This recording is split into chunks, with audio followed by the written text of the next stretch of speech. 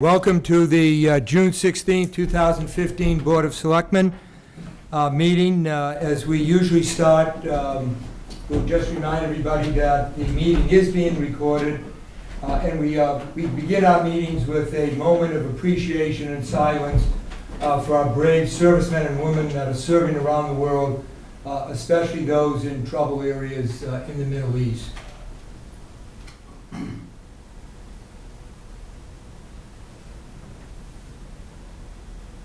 Thank you. Just a couple of things, just to remind people, the water ban is still into effect, and that's no watering during the daylight hours, and then during the evening it's on the odd and even. And as we speak here on the June 16th, the board just wants to wish good luck to both the boys and girls high school lacrosse teams that are in the finals, and hopefully a game or two away from state champions. So good luck to both of them. And also just to the boys baseball team that went very close close to the finals, but lost a heartbreaker to Middleborough. They were actually leading 8-0, and they ended up losing 9-8. So that's tough. We have a number of appointments. First is our police chief Bob Meany with the appointment of a new recommendation of 3 new police officers. We then have James Alhouse, who represents the new seal of weights and measures.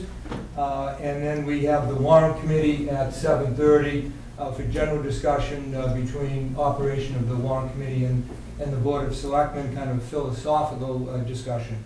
So maybe we'll start with Chief Meany. Good evening. Good evening. So I have a request for you to appoint 3 people from the civil service list that we have who will help our vacancies. As you know, we're fairly short, a little tight. You know, the folks are working hard to make up shifts and whatnot, and this will get us halfway to where we want to be. Mm-hmm. We have 3 candidates sitting rigidly and appropriately at attention in front of the Board of Selectmen. Ryan Maxfield, Colby Roy, and Joe Brienz. They've all 3 have scored very high on the civil service exam, so that's fine. They've had an extensive background check done. John Geary worked on that. Lars Anderson worked on that. Michelle, did you provide support services also, I believe? On the next group. Yes, okay, excellent. So it's been a fairly long process. We started back the second week of April. The application package that they have to fill out and turn in, some people take a look at it and simply walk out the door. It's not the easiest thing on the planet to fill out, but it's intentional. So just by way of a little explanation, should you choose to appoint these gentlemen tonight, this doesn't get them on the job necessarily. They have a medical physical that they have to pass. They also have a physical agility test that they have to pass.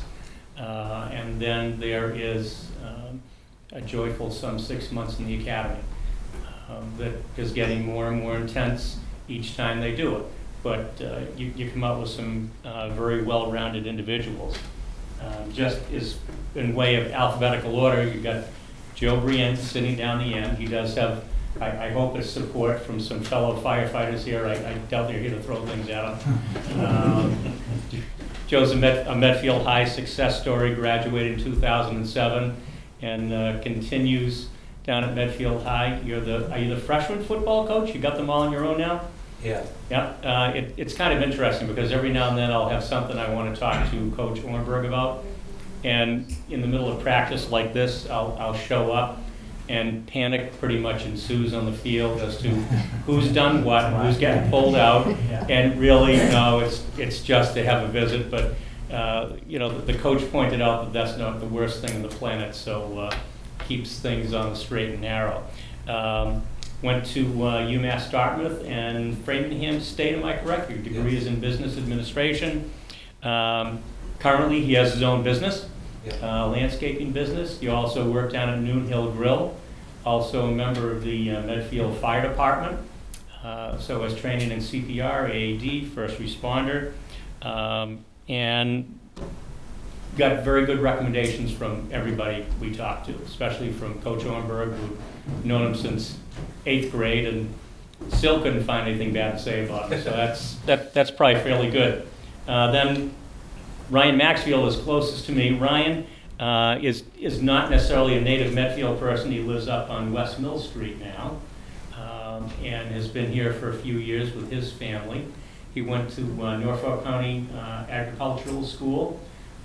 He is finishing up his associate's degree over at Mass Bay, because that's one of the requirements that we put in. It's not a requirement for civil service, but from the point of view of the town and the police department, we want everyone to have a minimum of an associate's degree when they come on, and it shows some commitment and some work and some effort, towards our education.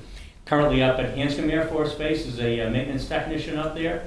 Done a variety of other, jobs, a lot of hands-on type of stuff. So, the sort of person that, Medfield being Medfield, sometimes we do things that you wouldn't necessarily find other departments doing, and sometimes having some mechanical and hands-on aptitude type skills is very good for us. And you also, as far as law enforcement goes, you worked over at Patriot Place. You did security over there. I did. You didn't handle the footballs? No, sir. Yeah, he's gonna, No, nothing to do with football. He's all good on that. No, he didn't get near the field. And then we have Colby Roy, another Medfield person down in Essex Road. Grew up down there. Steve Grover, who is just retired this past week. Knew him for a number of years, and we got a very high recommendation from Stephen.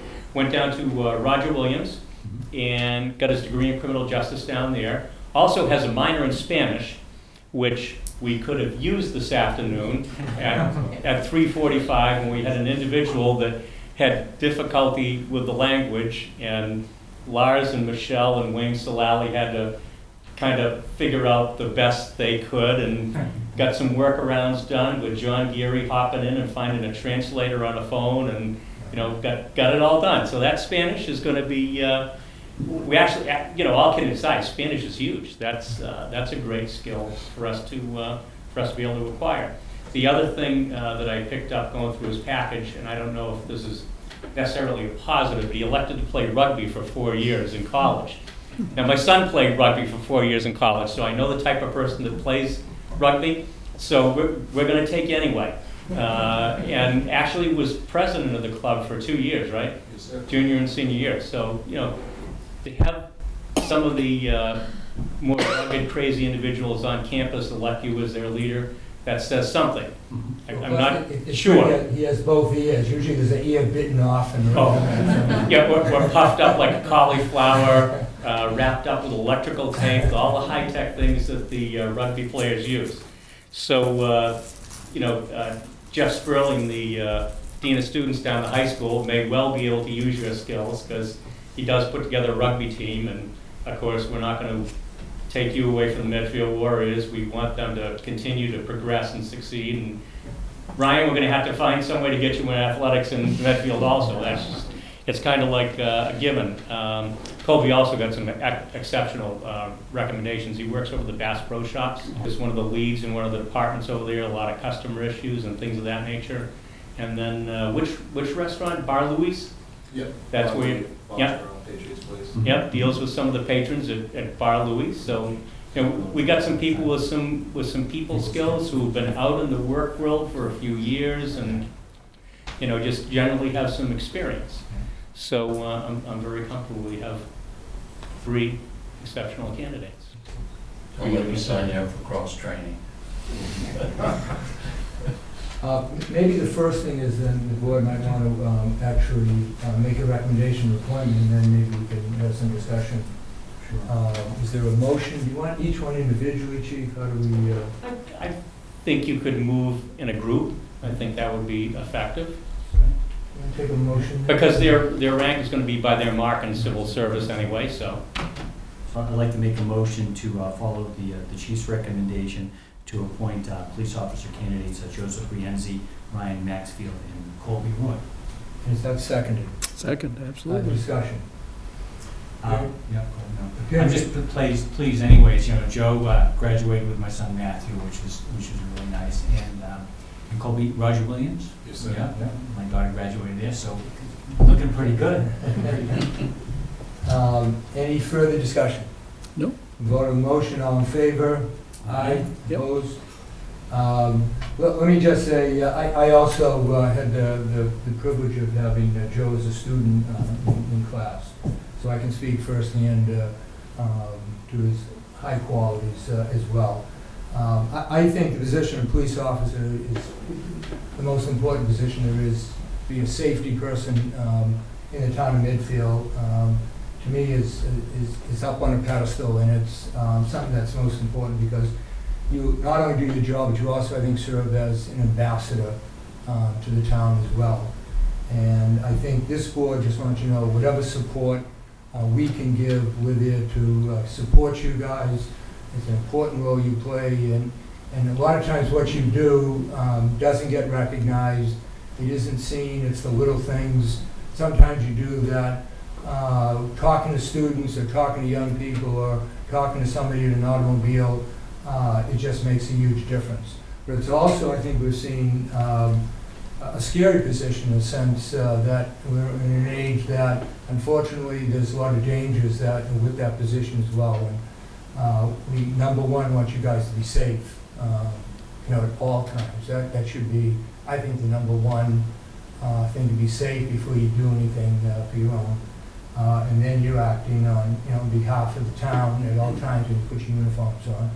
And the officers we have, and certainly our chief, set a tremendous example with that. So we really congratulate you, and whatever we can do to support, just let you know that this board is behind you.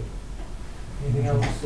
No, I'm very, very pleased. I'm really excited about this. I guess I would just add that Joe also graduated with my nephew Frankie Perry, so that I've known of Joe for a long time, and I know his mom, and so I know that he comes from an excellent family. So looking forward to getting to know the rest of you guys too. Thank you for coming to town. Congratulations. Okay. Thank you very much, and thank you for the crew for coming in here to show the support from the police and the fire department. That was very good of them. Excellent. Yeah. You're good, guys. Congratulations.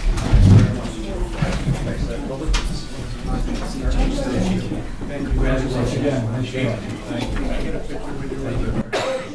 I like your uniforms, by the way. Want to do a quick, want to do a photo here? Yeah, right here or wherever. Yeah, how about, we have a photo op here, Joe. Wait a second, I don't know if I got enough. There we go. Let me try one more time. Thank you so much. Excellent. Appreciate it. That's what, Boston Globe? Um, If not, the New York Times, front page. The New York Times. Thank you all, appreciate the support. Good luck. Just carry it back to you again. Second on our appointments, and maybe I'll have Michael take the introduction, is James Elhouse with the position of Sealer of Weights and Measures. The Sealer of Weights and Measures actually is one of the oldest positions that we have in the town that dates way back, actually, colonial times. Michael? Sure. The selectmen are always encouraging us to regionalize, and so we have been regionalizing our Sealer Weights and Measures position under the leadership of Mike Clancy for, I think he was with us for 15 years, and he's, the town of Millis asked if they could use him as the sealer, whether we'd object. We said, of course not. And then Medway got on board, so the sealer's position has been a three-town, they're all separate appointments, but the sealer actually serves as the sealer in Medfield, Millis, and Medway. So we're bringing the town back together from when it split away in 1714, was it, or 1718? So we advertised the position when Mike Clancy said he was going to retire. And we got 6 candidates. We interviewed 5 of them. The 6th one wasn't available. And the interviews were conducted by the town administrators of the 3 towns, Charlie Aspinwall, Mike Boynton, and myself. And we unanimously agreed that Jim Aleshouse was the by far the most qualified. So we've recommended that you appoint him effective July 1st, which would put it on the fiscal year basis. And I think you'll be very satisfied. He's already dug in. He's been to all 3 towns. He's ordered his seals. He's getting his name cards made up. He's been to the personnel office in all 3, and I think you'll find that he will do the job very effectively, and we're glad to have him on board. Jim? Thank you. Can I just, before we have a motion, actually, why don't we do the motion first from the discussion? Is there a motion? I'd like to make a motion that we vote to appoint James Aleshouse as the sealer of weights and measures effective July 1st, 2015. And is that Second. seconded? Oh, yes, Oh, okay. you didn't hear me, I'm sorry. That's okay. Discussion. All in favor? Aye, opposed? Congratulations. Thank you. I just had a couple of questions. I think, and I haven't seen it in a while, but we had a cabinet before the renovation of Town Hall, and I believe it was moved to the FAF Center. I believe it is. But it actually was the original cabinet that had the original weights and measures in it. And in the inside of the door, it actually, out of the 1800s, had, I think, the qualifications of sailor weights and measures, and it was really kind of a piece of history, but we didn't have room, I believe. And the last I saw it was down at the FAF Center. Do we know where that is? I believe it's in the basement of the FAF Center, so we'll have to try to resurrect it. You might want to take a look at that. I visited Medway Town Hall today to finish up the paperwork, and they showed me the highlights of the sealer's position and took me down the basement. I have a closet there with Mike Clancy's tools and parts that he uses to do the measuring. And the highlight was their antique cabinet that they had with all the original weights back from the beginning of time that's on display. I don't know if it's always been theirs, or maybe it's the one from here. No, it's different. Ours, I believe, is in the FAF Center. Of course, Medfield would be older than Medway. Okay, that's fine. Just to point that out. But it's they're And it'll be beautiful. much older than those. Beautiful piece of old antique furniture, and the way it's a lot of history there. But if we could maybe, just the sense of history, if you want to take a look at the one that Medfield has, if otherwise it's down in that basement, it's been there for 17 years. 17 years, so if you want to take a look at that and see if that's something maybe, just for an historical nature, we could take a look at, because it had the, again, as you say, a lot of these original weights, and it also had just some instructions and things in the old cabinet, so maybe if you have the chance, you can get them into the FAF Center at some point, right? Yeah. I'll set that up with Mike Okay. next week. Yeah. He'd be happy to do that. And then the other thing I'll just throw, because in about 6 minutes, we have the warrant committee coming in, and one of the warrant committee members, Gus Murby, is actually on another committee that we appointed that actually is called SWAP, although that gets confused because we have a SWAP at our landfill as well. But it's a regional, it's a not necessarily regional committee, but it's the idea of sharing. And in addition to Millis and Medway, we also have Westwood and Walpole, Norfolk, and Sherburne in that committee as well. And maybe this is something that, and I don't know how you would feel if this could expand, that perhaps your duties could expand to other communities as well, or is there a point that so many towns is too much just to consider? And I have no idea if those other towns yet are in need of a zero weights and measures, but in the event that someone retires or something and the vacancy comes up, it just makes more sense, positions like that, to regionalize them. It's financial sense to the town, and then I think we're able to get a more professional person rather than just have each town have a small part-time.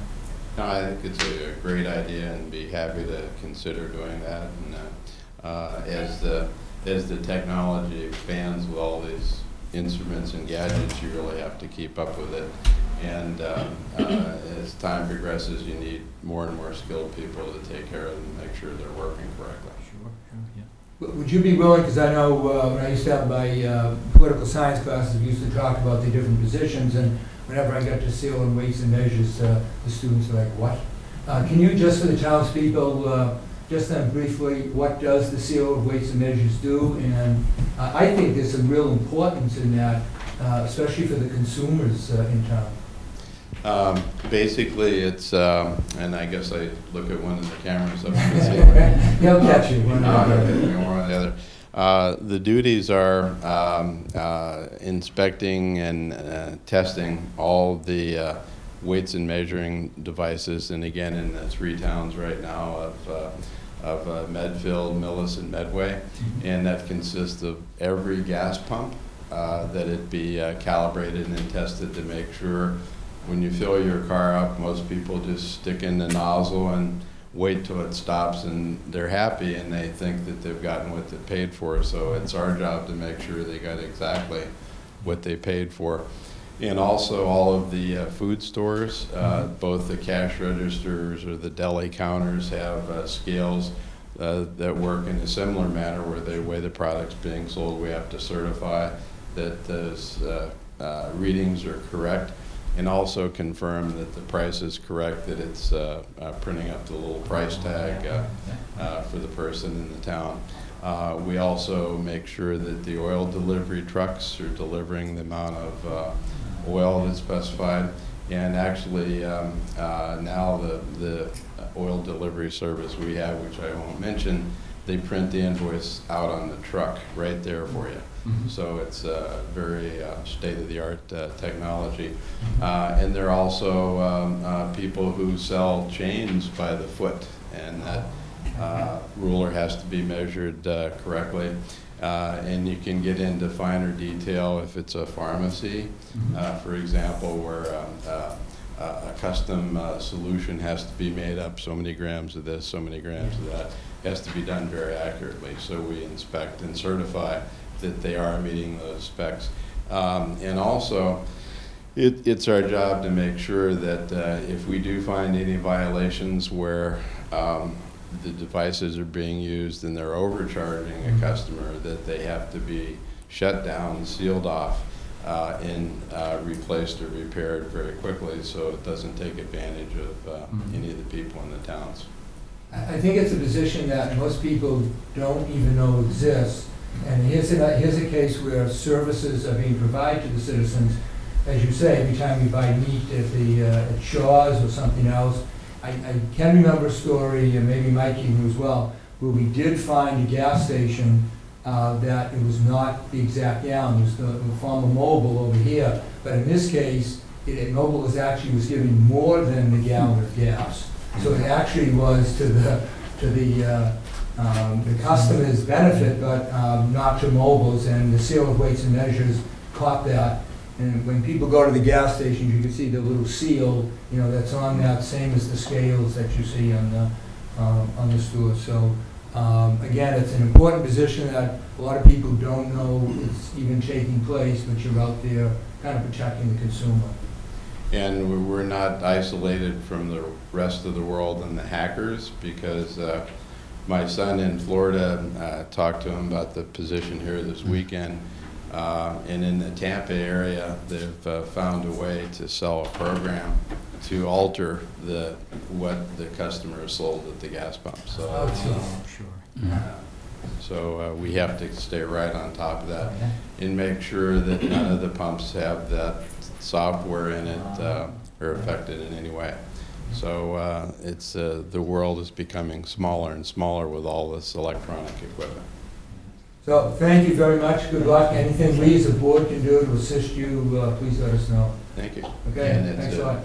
Pleasure, and I'm honored to have the position. And expanding to other towns makes good sense. It also helps the towns share some of the equipment, so they don't each have to go out and purchase all the same equipment and can share it. That makes a lot of sense.